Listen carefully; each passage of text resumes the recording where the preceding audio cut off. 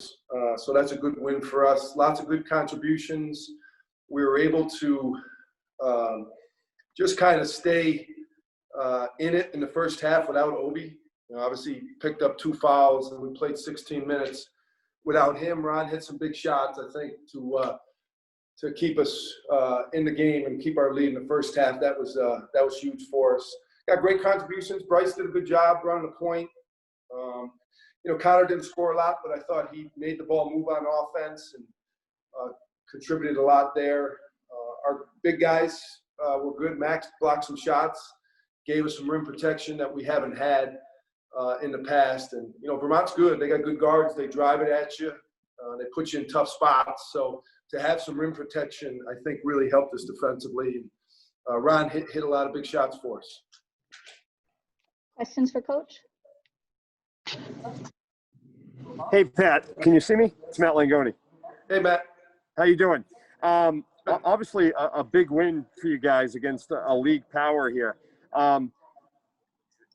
Is there any advantage to you guys seeing them this early in the season? I know they hadn't played a game, but they've probably been practicing a lot. But is that a scheduling advantage in your mind? Or did you feel like today you guys were pretty crisp and would have done well against them at any moment?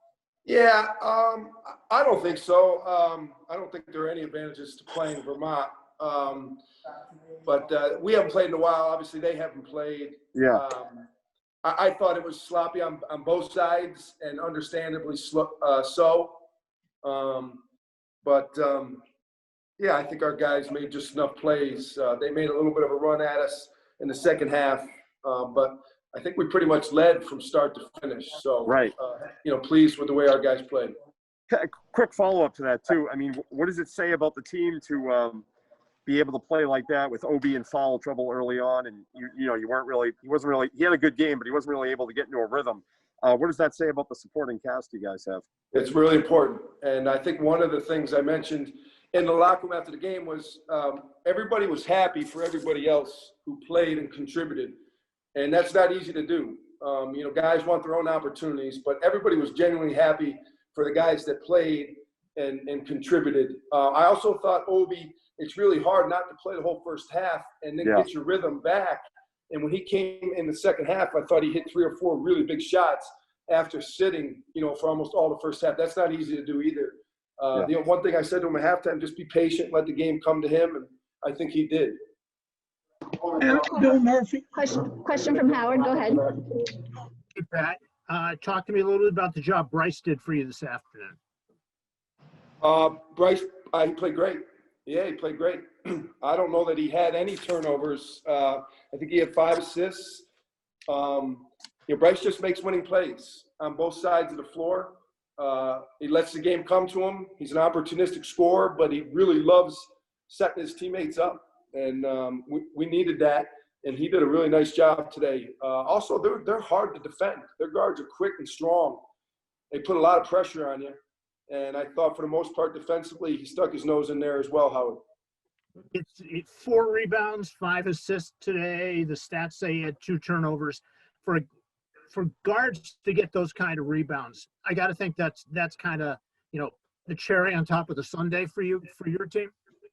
Yeah, I expect Bryce's line to look like that a lot of games. He's such a well-rounded player. He's got good size for his position. He should be rebounding the ball 4 or 5 times a game, and should have 5 or 6 assists because he's got the ball in his hands and he's got a super high IQ. Ron Mitchell's another guy that rebounds really well for his position. So that helps when you got guards that can get in there and get you some rebounds. Considering where he had come from at the start of the season and all of that, how much better is he playing than you might have anticipated? Bryce? Yeah. He's playing exactly like I anticipated. I love Bryce. I love his game, always have. I'm happy that he's healthy. And he's doing what he's capable of doing. So, he's been good right from the start. I thought he played really good at Ohio State. Was one of the best games I've had a guard play. So he's been good right out of the gate. We're so happy he's healthy. Bill, go ahead. Yeah, Pat.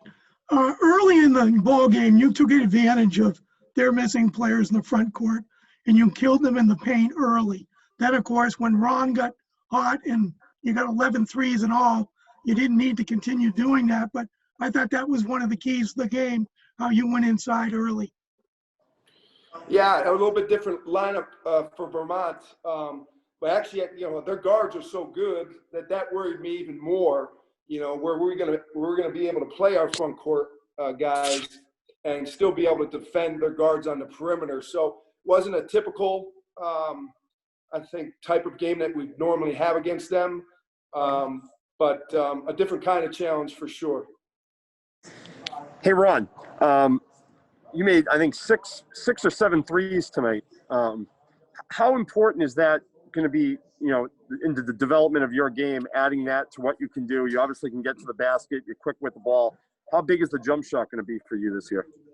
In my opinion, I think it's the last piece that I need to work on, I mean, obviously I need to work on other parts of my game, but I feel that's the part that's lagging the least behind, other than my defense, my athleticism, everything. Like, that's like the connecting piece.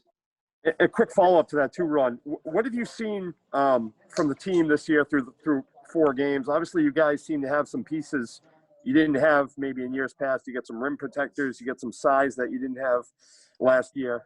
How are you? How impressed are you with what you've seen from the other guys around you this season? I think we got a great team, better than a lot of people think.